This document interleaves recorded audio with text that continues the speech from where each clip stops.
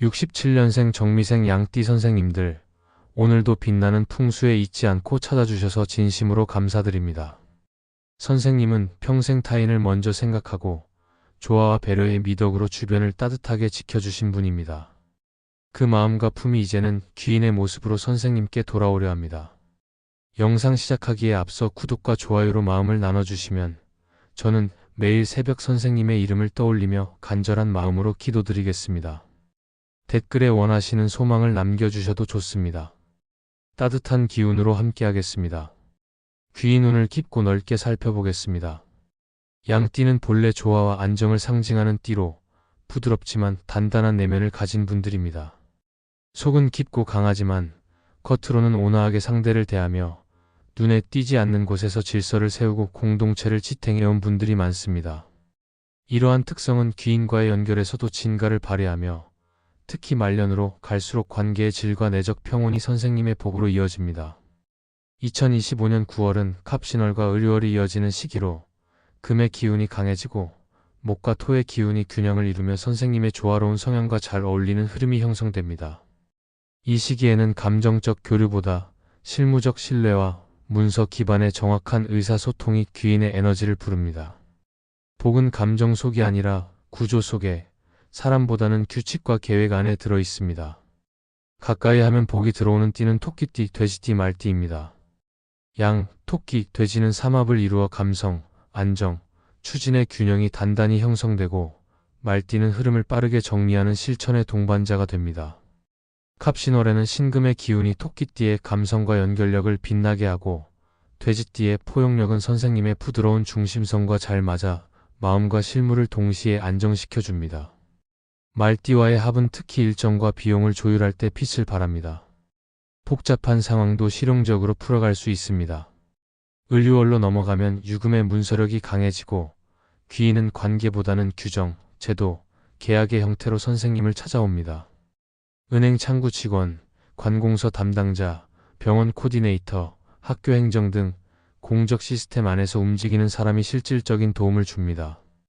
이들과의 첫 만남은 오전 이른 시간에 잡고 마감일과 목표를 명확하게 공유하십시오.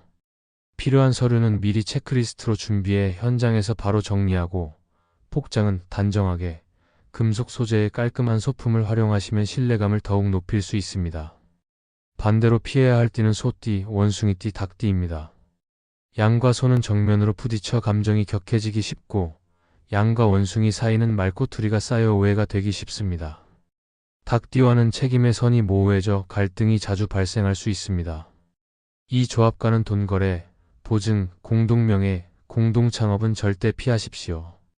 부득이하게 협업해야 한다면 금액, 기간, 역할을 한 줄씩 정확하게 적어 문서로 주고받고 면대면보다 서면 기반으로 진행하시는 것이 바람직합니다.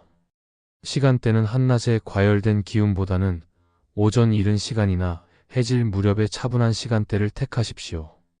명리학적으로 양은 토의 기운을 지닌 띠이며 말년으로 갈수록 조화와 균형을 잘 이루는 중심축 역할을 하게 됩니다. 감정보다는 실무의 현실감, 관계보다는 제도의 정밀함 속에서 복이 피어나는 시기입니다. 특히 선생님처럼 묵묵히 품을 들여 쌓아온 내공은 이제 귀인의 형상으로 나타나 도움과 기회를 동시에 불러옵니다. 길한 숫자를 말씀드리겠습니다. 8, 12, 17, 22, 27, 32, 37의 조합을 추천드립니다. 8과 12는 토의 안정과 금의 맑음을, 17과 22는 실행과 연결의 흐름을, 27과 32는 마무리의 성숙을, 37은 여유롭고 조화로운 결실을 상징합니다. 숫자를 고르실 때는 특정 구간에만 집중하지 말고 앞, 중간, 끝 구간을 고르게 분산해 사용하시기 바랍니다. 이 숫자들은 복을 부르는 기준이자 흐름을 정리하는 이정표가 되어줍니다. 선생님은 누구보다 따뜻한 시선을 가진 분입니다. 그동안 베풀어 오신 마음들이 하나하나 복으로 되돌아오는 시기가 지금입니다. 이제는 자신을 돌보고 조화를 이루며 계획을 문서로 정리해 나가시면 됩니다. 그 길 위에 귀인이 기다리고 있습니다. 마음을 열고 준비된 복을 편안히 받아들이시길 바랍니다. 2025년 9월은 을사년의 기운 속에 갑신월과 을유월이 이어지며 계절의 전환이 본격적으로 드러나는 시기입니다. 뜨거웠던 여름의 불길은 점차 잦아들고 서늘한 바람과 함께 수확의 기운이 가득 차오릅니다. 이달에 가장 먼저 가져야 할 마음가짐은 욕심을 줄이고 차분하게 호흡을 가다듬는 것입니다.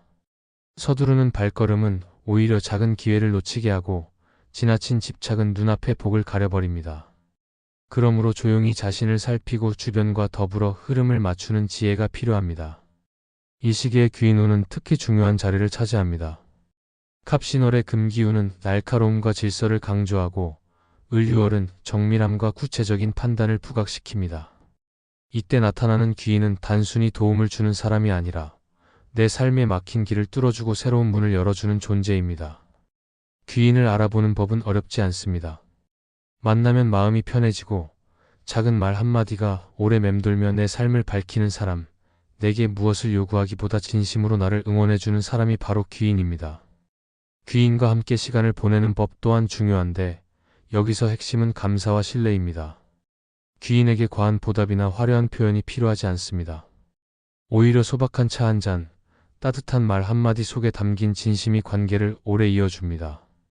귀인과는 욕심을 내지 않고 함께 흐름을 나누어야 복이 들어오며 상대를 존중하는 태도 하나만으로도 인연은 더 깊고 단단하게 이어집니다. 귀인은 단순히 운을 올려주는 사람이 아니라 내 삶의 중요한 길잡이이기 때문입니다. 여기에 더해 이달에 반드시 지켜야 할 몇 가지를 더 말씀드리겠습니다. 첫째, 언행에 신중해야 합니다. 9월의 금기운은 말과 행동을 날카롭게 드러내는 성질이 있으므로 말 한마디가 복이 되기도 하고 화가 되기도 합니다. 그러니 가급적 부드러운 언어를 쓰고 상대의 마음을 다치게 할 말을 삼가는 것이 좋습니다. 둘째, 약속을 철저히 지키는 습관을 들이십시오. 작은 약속을 가볍게 여기면 귀인과의 신뢰가 무너지고 반대로 작은 약속을 끝까지 지키면 예상치 못한 복이 크게 들어옵니다. 셋째, 재물에 대한 욕심을 과하게 내지 않는 것이 중요합니다. 9월은 재물의 기운이 들어오기도 하지만 지나친 탐욕은 오히려 손실을 불러올 수 있는 달입니다. 필요한 만큼을 바르게 쓰고 나눌 줄 아는 태도가 재물을 더욱 크게 불러옵니다. 넷째, 건강을 소홀히 하지 말아야 합니다. 계절이 바뀌는 시기이니 작은 몸살이나 피로가 큰 병으로 번질 수 있으므로 무리하지 않고 충분히 휴식하는 것이 복을 지키는 길입니다. 다섯째, 마음을 밝게 유지하십시오. 마음이 어두워지면 귀인이 옆에 있어도 알아보지 못하고 좋은 기회가 와도 붙잡지 못하게 됩니다. 긍정적인 기운을 품고 작은 기쁨에 감사하는 태도가 행운을 끌어당기는 힘이 됩니다.